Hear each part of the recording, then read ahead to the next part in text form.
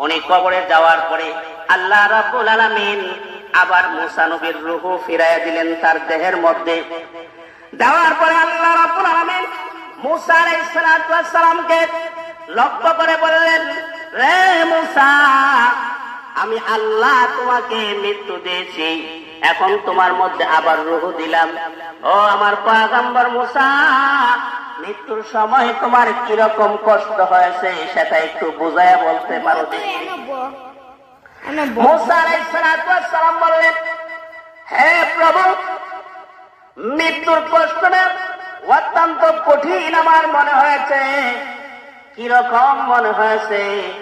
যে একটা জীবিত পাখিকে যদি গরম তৈলের মধ্যে ছেড়ে দেওয়া হয় আর পাখিটা তার রুহুটা তার ভিতর থেকে বের হচ্ছে না, ইতিমধ্যে তেলের মাধ্যমে, গরম তেলের মাধ্যমে সে বেজে একদম বোনা হয়ে গেছে। ওই অবস্থায় পাখিটা চটপট করতেছে তার রুহুটা বের হওয়ার জন্য, কিন্তু তার রুহু বের হচ্ছে না। এই অবস্থায় যে রকম কষ্ট অনুভব হবে প্রভু হে, এর চাইতে বেশি কষ্ট হয়েছে আমার মৃত্যুর সময়। তাহলে কত কষ্ট, কত কঠিন কষ্ট হবে মৃত্যুর সময়। হযরতে ঈসা আলাইহিস সালাতু ওয়াস সালাম তিনি তার উম্মতদেরকে প্রায় সময় বলতেন, রে আমার উম্মতেরা, তোমরা আল্লাহর কাছে আমার জন্য দোয়া করো, আল্লাহ রাব্বুল আলামিন যেন আমার মৃত্যুর কষ্টটা কমায় দেন, যেন লাঘব করে দেন।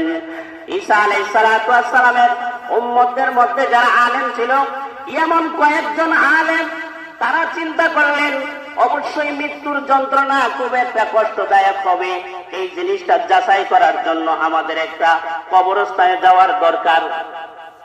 যেহেতু আমাদের নবী ঈসা প্রায় সময় আমাদের কাছে মৃত্যুর যন্ত্রণা থেকে বাঁচার জন্য দোয়া চায়, একজন পয়গম্বর হয়ে উম্মতের কাছে দোয়া চাওয়া এটা সাধারণ বিষয় নয়। এই জন্য তারা একত্রিত হয়ে সিদ্ধান্ত নিল একটা কবরের পাশে গিয়া দোয়া করবে।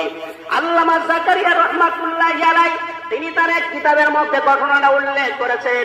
ওই ঈসা আলাইহিস সালাতু ওয়াস সালামের কয়েকজন নেককার উম্মত একটা কবরের কাছে গেলেন, গিয়ে দোয়া করলেন, প্রভু হ্যাঁ, একজন কবরের বাসিন্দাকে আপনি জীবিত করে দেন, তার কাছ থেকে আমরা মৃত্যুর যন্ত্রণা, কবরের অবস্থা সম্পর্কে কিছু জিজ্ঞাসা করতে চাই। এই কথা বলার পরে